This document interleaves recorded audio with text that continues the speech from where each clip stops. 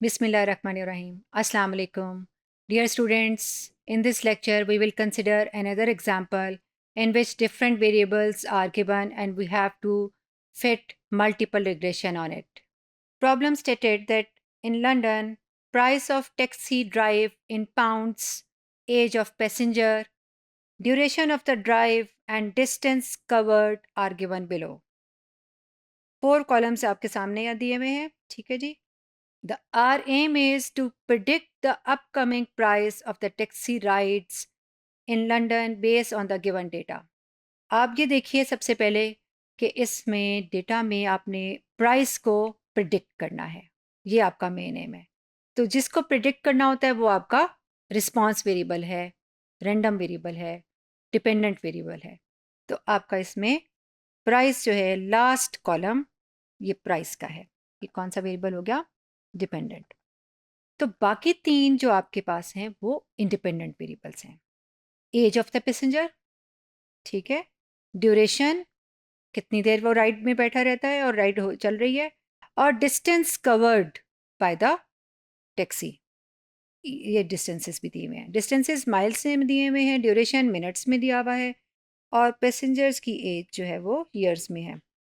तो ये independent variables जो हैं, क्या आपके डिपेंडेंट वेरिएबल को इफ़ेक्ट करते हैं कि नहीं, और इनको मॉडल में शामिल होना चाहिए कि नहीं, किसको होना चाहिए और किसको नहीं. तो इसकी स्टडी हम करने जा रहे हैं. तो स्टेप्स हमारे क्या होंगे? सबसे पहले हमने डिपेंडेंट वेरिएबल y का तीनों इंडिपेंडेंट वेरिएबल्स के साथ स्कैटर प्लॉट भी बनाना है और कोरिलेशन भी, ठीक है. तो स्कैटर प्लॉट के लिए आप एक्सेल ओपन करेंगे, पहले पूरा डेटा एंटर करेंगे और उसमें जाके आपने तीनों के इंडिविजुअली स्कैटर प्लॉट्स बनवा लेने हैं, ठीक है. मैं एक्सेल ओपन करती हूँ आपके सामने. ये एक्सेल में देखिए कि मैंने पहले से ही आपके सामने डेटा एंटर करके रखा हुआ है, age, duration, distance and price, ठीक. और ये 3 स्कैटर प्लॉट्स भी आपके सामने बने हुए हैं. पहला स्कैटर प्लॉट जो यहाँ पर है प्राइस एंड ड्यूरेशन का है, ठीक है. उसके बाद दूसरा है price and distance and price and age. 3 independent variables थे, तीनों के सेपरेटली बने. अगर आप इसको पहले 2 को देख लेते हैं, प्राइस का ड्यूरेशन के साथ लीनियर रिलेशनशिप एग्जिस्ट कर रहा है कि नहीं? बिल्कुल कर रहा है, क्योंकि उसमें एक देखिए आप ऑरेंज से एक लाइन गुजर रही है और सारे डॉट्स उसके अराउंड हैं.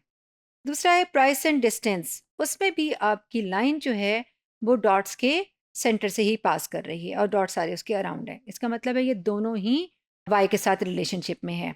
और उसके बाद हम क्या करेंगे कि तीसरा वेरिएबल है एज का, उसका स्कैटर प्लॉट बनवाया. आप जैसे देख रहे हैं कि वो स्कैटर लाइन तो गुजर रही है, लेकिन वो लाइन हमने वैसे ही बना ली है, बहुत पॉइंट्स उससे दूर दूर हैं. अगर वो इसके दरमियान में लाइन ना होती तो भी देखते कि आप ये क्लाउड की फॉर्म में पूरा डेटा स्कैटर्ड है, कोई इसमें स्ट्रेट लाइन नहीं बन रही.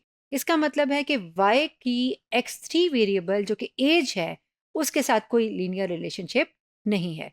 इसकी कोरिलेशन भी निकाल के हम देखेंगे कि क्या वो भी हाई आ रही है कि लो ही आएगी, ठीक है. तो यहाँ से हमें पता चला कि ड्यूरेशन और डिस्टेंस ये दोनों आपकी इनकम को अफेक्ट कर रहे हैं, जबकि आपकी जो वेरिएबल एज है, पैसेंजर की एज, वो आपके वाई वेरिएबल इनकम को इफेक्ट नहीं कर रही. उसके बाद कोरिलेशंस कैलकुलेट करा लेनी है. कोरिलेशंस भी इसी तरह से डेटा में जाके डेटा एनालिसिस को क्लिक करना है और उसमें आपने कोरिलेशंस को सिलेक्ट करके सारे columns at the same time select कर लेने हैं. तो सिलेक्ट करने के बाद आपके पास ये रिजल्ट आ जाएगा. अगर इस रिजल्ट को देखिए तो आपके पास ये जो लास्ट में है price, this is your dependent variable.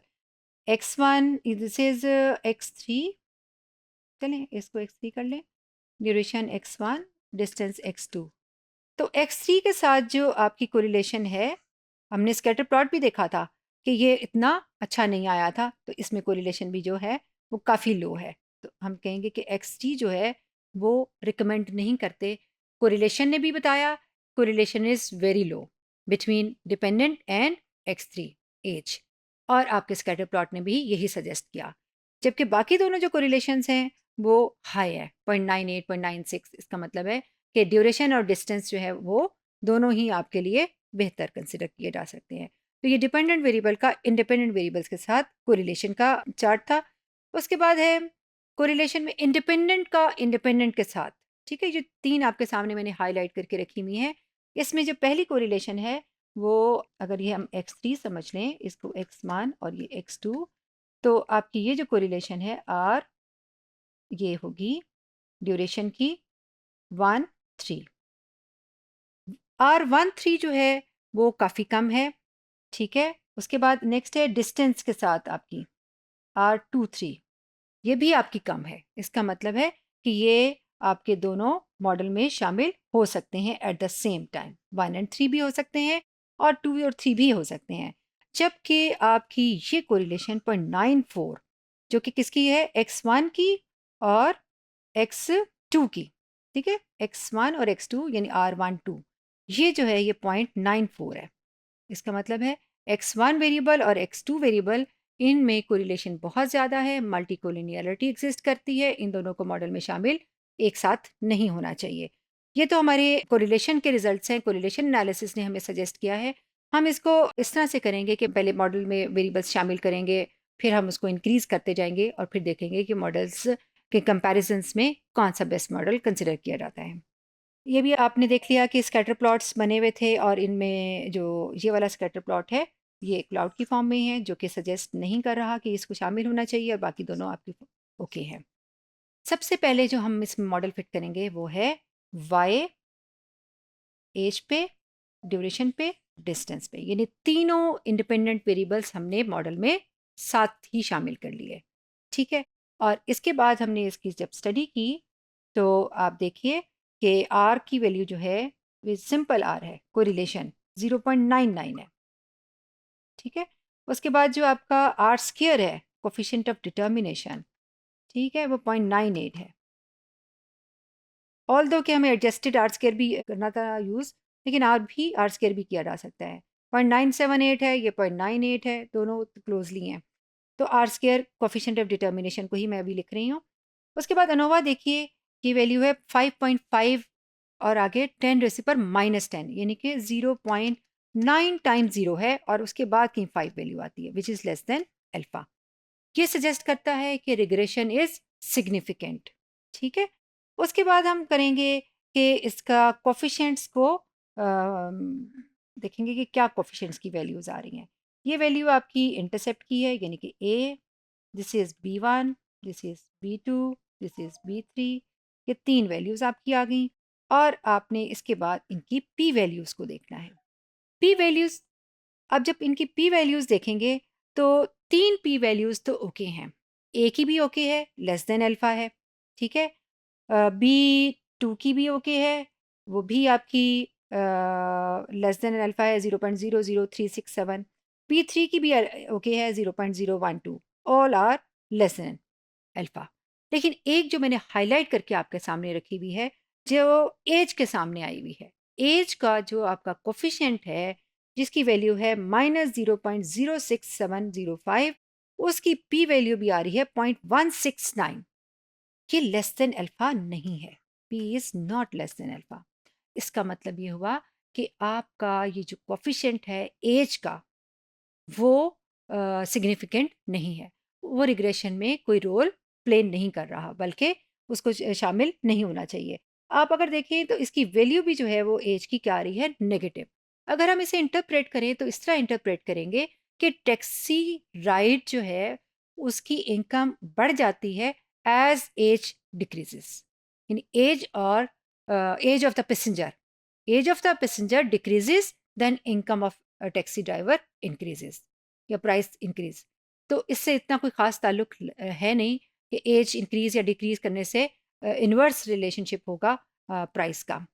उसके बाद हम क्या करेंगे कि हम एज को इसमें से निकाल देते हैं। जब हम एज को निकालेंगे तो अब आपके पास जो शामिल हो गए वेरिएबल्स वो ड्यूरेशन और डिस्टेंस हैं। ड्यूरेशन और डिस्टेंस को जब शामिल किया तो आर स्क्वायर की वैल्यू आ गई 0.97 और स्टैंडर्ड एरर इसका हो गया 2.62। रिग्रेशन अब भी आपका सिग्निफिकेंट है, इसका मतलब है कि ओके फाइन, इस मॉडल के साथ रिग्रेशन ठीक है आपका।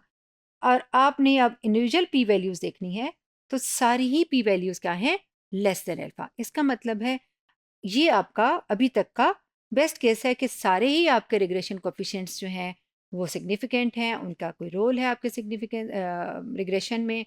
और आपका जो आर स्क्वायर है उसकी वैल्यू भी 97% है। 97% variation in y is explained by the variation of x duration and distance, यानी ड्यूरेशन और डिस्टेंस दोनों मिलके इनकी जो वेरिएशन है वो y की वेरिएशन को एक्सप्लेन कर पा रही हैं।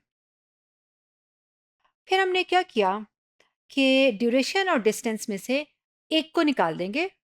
एक बार हम ड्यूरेशन को निकाल देंगे, एक बार हम डिस्टेंस को निकाल देंगे, सिर्फ एक ही को मॉडल में रख के फिर देखते हैं। ठीक है जी। अब हमने पहले डिस्टेंस के साथ लिया कि y में आपके पास डिस्टेंस जो है वो एक वेरिएबल है जो इंडिपेंडेंट है। अब आपकी जो आर स्क्वायर की वैल्यू है वो कम होकर हो गई 92%। 92% variation in y is explained by the variation in distance. In distance से वेरिएशन से एक्सप्लेन हो रही है। उसके बाद रिग्रेशन भी देखिए आपका ये -0.08, इसका मतलब है कि आपकी वैल्यू बहुत छोटी है, this is less than alpha, तो आपका रिग्रेशन भी सिग्निफिकेंट है। उसके बाद आप देखें कि आपकी ए और बी की वैल्यूज़ जो हैं वो 7 और 5 की आ रही हैं, और इनकी जो पी वैल्यूज़ हैं वो दोनों ही लेस देन अल्फा है। इसमें भी 0.8 है, -0.8, इसका मतलब है ये भी बहुत छोटी वैल्यू है।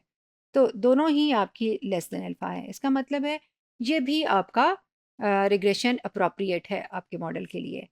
सिर्फ हमने इसमें क्या लिखा, डिस्टेंस, एक आपका इंडिपेंडेंट वेरिएबल शामिल हुआ है। इसके बाद हम करते हैं एक और। तो इस मॉडल में क्या किया हमने कि डिस्टेंस की बजाय हमने ड्यूरेशन रख लिया, यानी कि वाई वेरिएबल सिर्फ ड्यूरेशन पे डिपेंड कर रहा है। अब आप देखिए कि आर स्क्वायर पहले से बेहतर हो गया। पहले आर स्क्वायर जो है वो डिस्टेंस के केस में 92% था, अब आपका आर स्क्वायर जो हो गया वो 96.8 यानी 97 ही समझ लें। 97% variation in income can be explain by the variation in duration. Standard error 3.11 है। रिग्रेशन अनोवा जो है वो भी आपका बता रहा है कि वो regression is significant. P values जो हैं वो 5 और 1, कोफिशिएंट की वैल्यूज़ 5 और 1 है। ये आपका ए है और ये आपका बी है। और अब आपने देखनी है इनकी पी वैल्यूज़, तो पी वैल्यूज़ भी इनकी ठीक हैं, यानी कि 0.003 है, लेस देन अल्फा, और दूसरी जो है उसकी भी पावर में -11, 10⁻⁻11 है। इसका मतलब है कि बहुत छोटी वैल्यू है। तो ये आपको बताता है कि इस केस में भी आपका रिग्रेशन जो है वो सिग्निफिकेंट है, ए बी जो है उनकी सिग्निफिकेंस है। ठीक है। अब हम क्या करेंगे, इन सब की कंपैरेटिव स्टडी, कंपैरिजन करेंगे। Standard error of the estimate की बेस पे भी करते हैं और कोफिशिएंट ऑफ डिटर्मिनेशन की बेस पे भी करते हैं। तो सबसे पहले तो हमने सिंगल सिंगल वेरिएबल्स, जिसमें हमने इंडिपेंडेंट वेरिएबल्स लिए, फिर 2 इंडिपेंडेंट वेरिएबल्स लिए, और फिर लास्ट में हमने 3 इंडिपेंडेंट वेरिएबल्स लिए। अगर आप देखिए तो इन सब में जो आपका ये 97%, 92%, ये दो आपके आगे, ये दोनों इनकी हाई तो हैं 98%, लेकिन हमने देखा था कि इसमें जो एज थी, चूंकि इसमें एज शामिल है, तो ये तो आपका रिजेक्ट हो गया, क्योंकि एज जो है उसकी कोई सिग्निफिकेंस नहीं आ रही थी, उसकी पी वैल्यू जो है वो आपकी लेस देन अल्फा नहीं थी। उसके बाद आता है आपका डिस्टेंस एंड ड्यूरेशन। डिस्टेंस और ड्यूरेशन दोनों ही हाईली पॉजिटिवली कोरिलेटेड है। अच्छा, अब आपको मैं ये बात बताना चाह रही हूँ कि इन दोनों में से अगर हम एक भी रख लें तो भी ठीक है, और अगर हम दोनों भी रख लें तो भी ठीक है। अगर हम कंप्रोमाइज़ कर सकते हैं अपनी बाकी कॉस्ट के साथ, तो फिर हम दोनों को भी रख सकते हैं, क्योंकि अगर देखें तो आपका 0.98 जो है वो आर स्क्वायर इन दोनों से हाई है, इन दोनों से 0.98 हाई है, और इन दोनों से स्टैंडर्ड एरर जो है वो आपका लो है। तो इस डिस्टेंस और ड्यूरेशन जो है वो आपके दोनों पैरामीटर्स जो है, जो एक्यूरेसी मेजर्स आपको बता रहे हैं, वो दोनों ही आपको सपोर्ट कर रहे हैं कि इस मॉडल को रख लेना चाहिए, जिसमें डिस्टेंस और ड्यूरेशन दोनों ही शामिल हों। इसमें रिलेशनशिप इस तरह से भी है कि जैसे ही आपका डिस्टेंस बढ़ता है, ऑब्वियसली टाइम भी ज़्यादा ही लगेगा, तो ड्यूरेशन भी बढ़ेगा, यानी इनमें तो आपस में रिलेशनशिप भी एग्जिस्ट करता है। अच्छा, अगर हम इस मॉडल को रख लेते हैं तो फिर मॉडल किस तरह से लिखा जाएगा? एस्टिमेटेड मॉडल, ये आपकी कांस्टेंट वैल्यू ए, ड्यूरेशन का कोफिशिएंट 0.743 पॉजिटिव है, और डिस्टेंस का जो कोफिशिएंट है वो 1.618 है। इसका मतलब ये हुआ कि अगर आपका ड्यूरेशन और डिस्टेंस दोनों ही मॉडल में नहीं होते, यानी ज़ीरो हो जाते हैं, दोनों निकल गए, तो अब आपकी जो इनकम है वो कितनी होगी 5.33। यानी टैक्सी ड्राइवर जो है अगर कोई डिस्टेंस कवर नहीं कर रहा, जो उसका वेटिंग टाइम है वही चल रहा है, तो वेटिंग टाइम पे भी उसकी इनकम बन जाती है और वो 5.33 है। और अगर इसमें ड्यूरेशन एक इंक्रीज कर जाता है तो 0.743, चूंकि ड्यूरेशन आपका मिनट्स में है तो 0.743 जो है वो आपका इंक्रीज आ जाएगा किसमें, आपकी इनकम में। यानी income is increase by 0.743 pounds per unit increase in time. ठीक है, और टाइम क्या है, मिनट्स में है। While the other distance is kept constant. और दूसरे को हम किस तरह से एक्सप्लेन करेंगे इस 1.618 को, कि 1.618 is the average increase in the income while the distance is increased by 1 unit। यानी कि डिस्टेंस कितना है, माइल्स में है, 1 unit मीन 1 माइल इंक्रीज होता है। 1 माइल डिस्टेंस इंक्रीज होने से इनकम में $1.618 का इंक्रीज आ जाएगा, while the duration is kept constant. ये इसकी प्रिडिक्शन थी। तो ये मॉडल जो है अगर हम इसमें कोई प्रिडिक्शन करना चाहें तो किस तरह से प्रिडिक्शन करेंगे या फोरकास्ट करेंगे, उस फोरकास्ट के लिए आप देखिए, forecast drive price if passenger take a drive for 20 minutes and a distance is 5 mile. यानी डिस्टेंस को आपने 5 ले लेना है और जो आपका टाइम है ड्राइव टाइम, ठीक है, वो 20 मिनट्स है। तो इनकम कितनी होगी, यानी टैक्सी ड्राइवर जो है वो कितनी अमाउंट जो है वो अर्न करेगा। तो आपने इस मॉडल को, जो आपकी एस्टिमेटेड रिग्रेशन लाइन है, उस इक्वेशन को पहले लिखा। ड्यूरेशन की जगह पर आपने सब्स्टिट्यूट कर देना है 20 मिनट्स को, ठीक है ये, और डिस्टेंस की जगह पर आपने सब्स्टिट्यूट कर देना है 5 माइल्स को, ठीक है। और 5 मल्टीप्लाई होके इन सबको ऐड किया तो इसका मतलब ये हुआ कि टैक्सी ड्राइवर अर्न करता है 28.27 pounds if he drives 5 mile away in 20 minutes. इतनी ड्राइव के लिए उसकी अमाउंट ये कैलकुलेट होके आ गई। तो एक्चुअली हमारा काम भी यही था कि हमने 10-12 ये जो केसेस पहले लिए उसकी बेस पर टैक्सी ड्राइवर की जो आउटपुट है वो कैलकुलेट कर ली जाए। इससे ये फ़ायदा होगा कि अब अगर वो एक्चुअली भी वो ड्राइव नहीं करता, लेकिन जब वो उससे पूछा जाए कि आपने इतने मिनट में मुझे इतने माइल अवे पहुंचाना है, तो वो इस मॉडल को फिट करके अपनी अमाउंट कैलकुलेट करके बता सकता है कि इतनी अमाउंट मुझे रिक्वायर्ड होगी इस राइड के लिए। समरी में जी सबसे पहले हमने क्या किया, स्कैटर प्लॉट बनवाई, कोरिलेशन स्टडी की, इंडिपेंडेंट वेरिएबल्स की आपस में भी की और डिपेंडेंट की इंडिपेंडेंट वेरिएबल्स के साथ भी की। उसके बाद हमने पूरा मॉडल रखा जिसमें सारे इंडिपेंडेंट वेरिएबल्स शामिल किए। फिर उसमें से जिसकी सिग्निफिकेंस नहीं थी, जिसकी पी वैल्यू जो है वो लेस देन अल्फा थी, उसको हमने मॉडल से निकाल दिया, टेक आउट कर दिया, बाकी हमने रख लिए। फिर उसमें से हमने थोड़े से और निकाल के बारी बारी उसको भी पार्सिमोनियस मॉडल में कन्वर्ट करके उनको भी फिट किया और उसके बाद कंपैरिजन किया।